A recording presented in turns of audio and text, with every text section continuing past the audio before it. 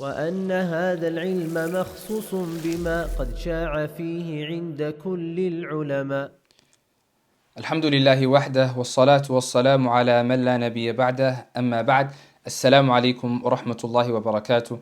Welcome to another halqa in this Seeking Knowledge series. This episode is going to be about patience, as-sabr, patience in seeking knowledge.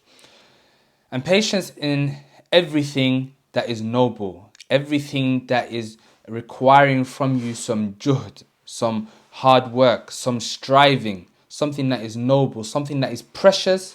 It requires from you patience. It requires from you patience. You're not able to reach the affairs that are high and lofty except through patience. And the knowledge is from the loftiest of goals a person can have. The Prophet ﷺ, he said, "من سلك طريقا يلتمس فيه علما سهل الله به طريقا إلى الجنة." Whoever treads a path seeking by way of it knowledge, then Allah Azza wa Jal will make his path to Jannah easy for him. And this requires patience for you in order to seek this knowledge that is noble, this inheritance of the prophets alayhimus salam.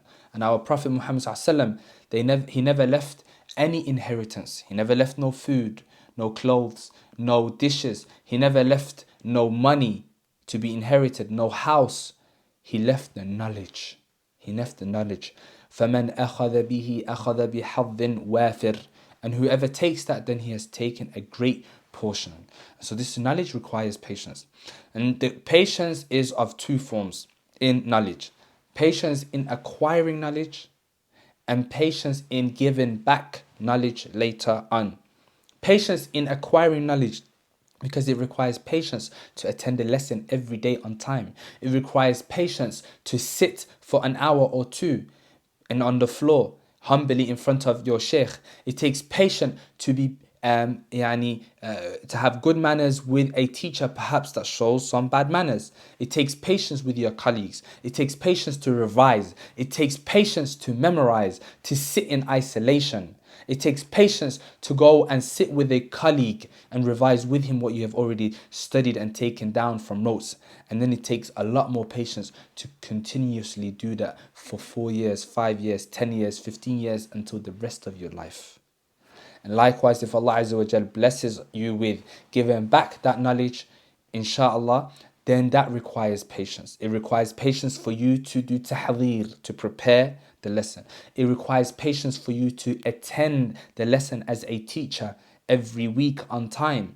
It requires patience from you as a teacher to be someone who is understanding and forbearing with the new students, with a student that perhaps doesn't understand something, with a student that perhaps has some bad manners, and you need to correct him and cultivate him.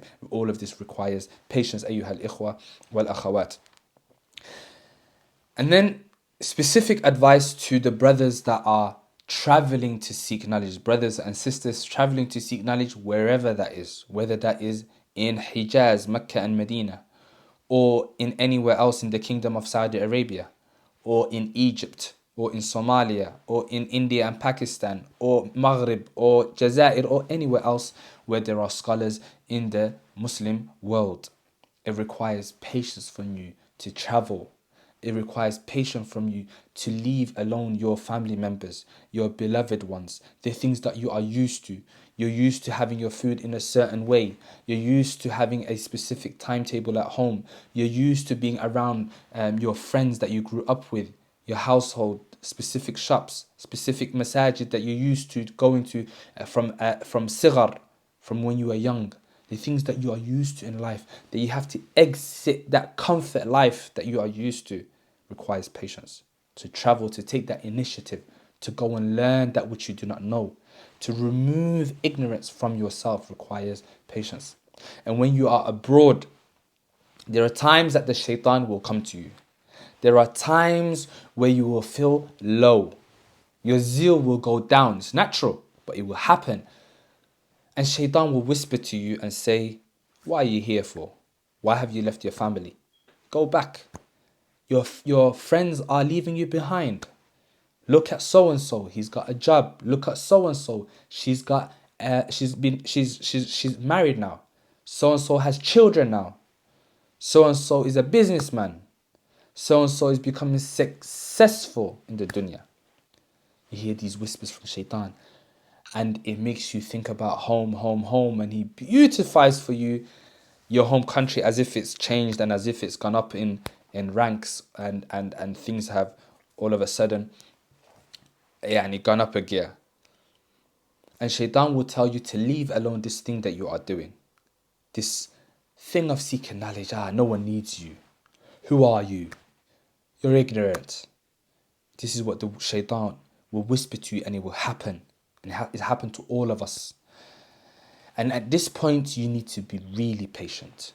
You need to remember and remind yourself why you left in the first place. You took this initiative to remove ignorance from yourself. You want to be someone who can see when the rest of the people are blind.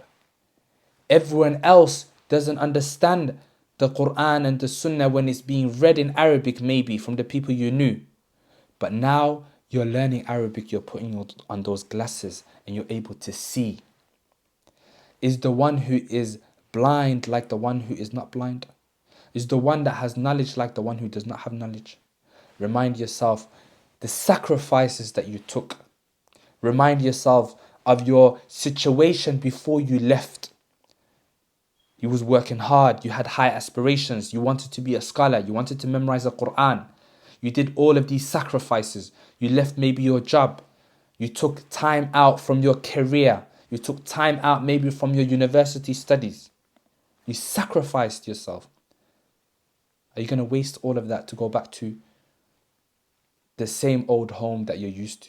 And this is what happens. Some people that I've spoken to that have fallen into these whispers and actually given ear to it and gone back home, they realize that nothing has changed. The shops are still the same. The dunya is still the same. The people are still the same. Nothing has changed. And so the person that left that golden opportunity that he has, they quickly regret their choice. So don't be from amongst them. أنا أريد أن أكون لكم نذيرا ناصحا. I want to be to you a sincere advisor and a sincere warner before shaitan even tries to whisper this to you. Then I have another specific advice to those that are living in Medina, those that are studying in the Islamic University of Medina. For indeed, living in Medina has a lot more trials and a lot more tests than anywhere else. And for that reason, the Prophet ﷺ, he mentioned a specific special reward for the one who is patient in living in Medina. In Medina, you're going to be tested in your wealth, poverty, struggling to get by.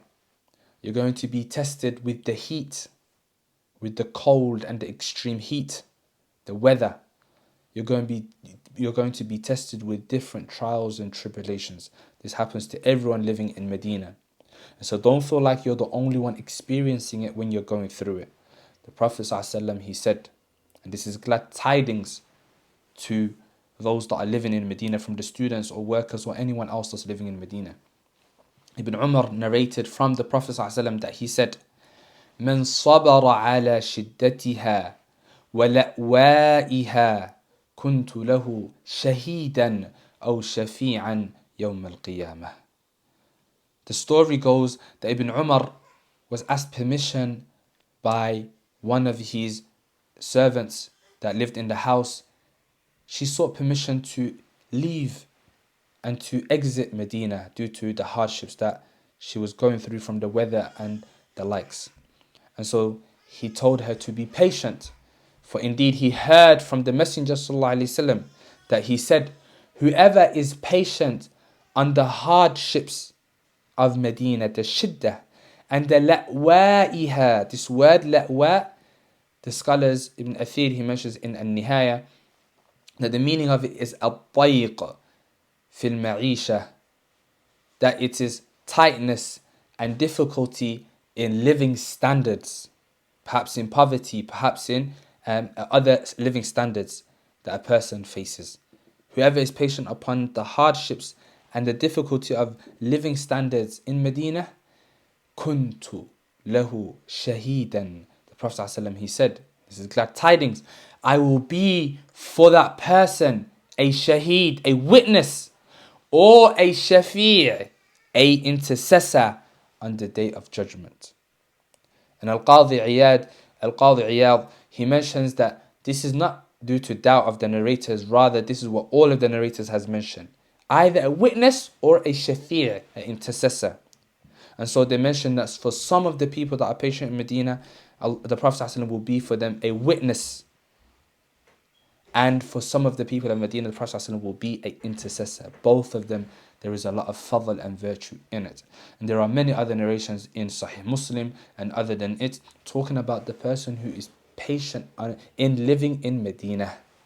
There is a special reward for that person. So, O student in the Islamic University of Medina, when you feel homesick, when you feel difficulty, when you feel like everything's going wrong, whether that is with regards to your process in settling down in Medina, things become extremely difficult, or whether it's with regards to living outside if you are married with your family, the water has run out, or the boiler has broken and you don't have money to repair it, and so you have to have cold showers. How many students I know that went through this? Cold showers for weeks on end with the whole family because they don't have money to repair the boiler. Or if they are from those students that are able to afford a car and the car breaks down and they have family, they don't have money to repair it. Or the other difficulties that families go through. I know of a specific brother that went through many difficulties, and he was an inspiration to me in my time in Medina. He had a family member who entered into Islam and then apostated. Wal-iyadhu billah. He had a couple of wives, and due to the difficulties, he had to separate from one of them.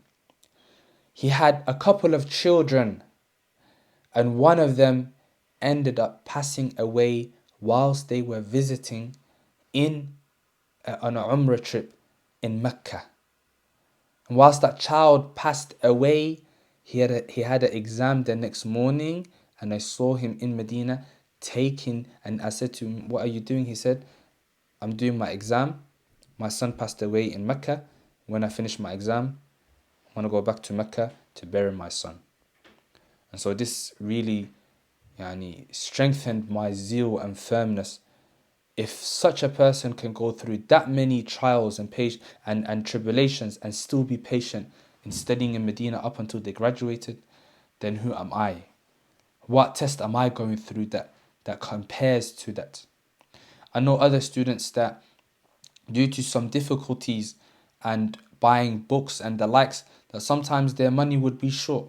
And I know of a brother that went 3 days without food, just eating peanuts for 3 days and water, up until he became weakened and he couldn't attend class. And that did not stop him from seeking knowledge or caused him to quit the university to go back home. He didn't run back home. And that person did not ask anybody for money, istihya and following the advice of the Prophet ﷺ in not asking the people if you don't have a need as much as possible. The Prophet ﷺ, he did allegiance with Abu Bakr and a couple of Sahaba, أَلَّا يَسْأَلُ النَّاسَ شَيْئًا, that they do not ask anyone for anything. And so these are some of the trials that a person will go through when he is living in Medina. فَاصْبِرُوا, be patient, and remind yourself of being patient, especially those times your zeal goes down. The Prophet ﷺ, he said, إِنَّ لِكُلِّ عَمَلٍ شِرَّةٍ, indeed every action has its peak, and after its peak every action will have a fatrah where it comes down. That zeal comes down, the action of the aspiration comes down. And the Prophet ﷺ said, whoever's fatrah, down time where a person's low is still upon the sunnah. They're still upon the sunnah. They're still fulfilling the obligations. They don't fall into ma'asi. Then that person is upon khair. That person is upon goodness. And so be patient. Your zeal is going to go up and sometimes it's going to come down.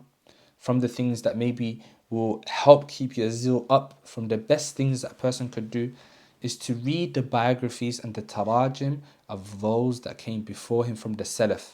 The Salaf, how they sought knowledge. The Sahaba, how they sought knowledge. When a person reads these stories and how they were patient, and how the Prophet ﷺ went through difficulties and he was patient in giving da'wah and the likes, then this will give you firm resolve.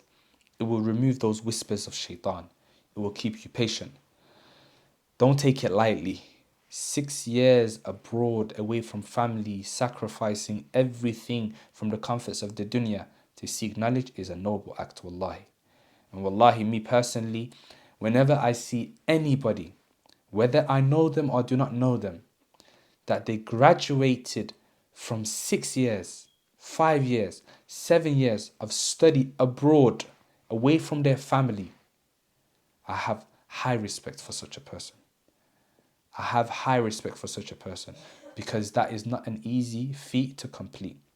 And that is why, sadly, the number of dropouts, the number of people that quit for different reasons, some out of their control, but majority because they couldn't be patient, sadly, are too many to count. The statistics that they've mentioned is too many.